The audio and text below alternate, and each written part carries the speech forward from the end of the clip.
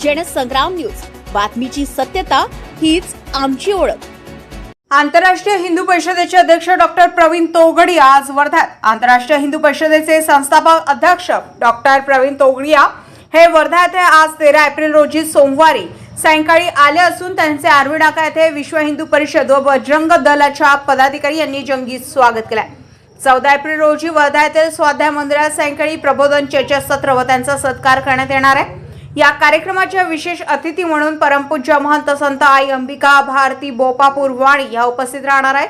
देशाला हिंदू राष्ट्र घोषित करणे, समान नागरी कायदा, संपूर्ण देशात गोवंश हत्या बंदी कायदा लागू करणे, बांगलादेशी घुसखोरांना देशातून हाकलून लावणे, 1 लाख हनुमान चालीसा केंद्र सुरू करण्यासाठी संकल्प घेऊन ते संपूर्ण देशात भ्रमण करीत आहेत। डॉक्टर प्रवीण तोगडिया हे कॅन्सर तज्ञ असून त्यांनी धन्वंतरी हॉस्पिटलची स्थापना करून 14 वर्षे कॅन्सर सर्जन म्हणून रुग्णसेवा दिली आहे। ते गुजरात राज्यातील अमरेली जिल्ह्यातील टिबा येथील रहिवासी असून त्यांनी 14 जून 2018 साली आंतरराष्ट्रीय हिंदू परिषदेची स्थापना केली। ते प्रकार हिंदुत्ववादी नेते म्हणून त्यांनी देशात ओळख प्राप्त केली आहे। या कार्यक्रमाचं आयोजन आंतरराष्ट्रीय हिंदू परिषद व राष्ट्रीय बजरंग दल वर्धा जिल्ह्याच्या वतीने करण्यात आलं।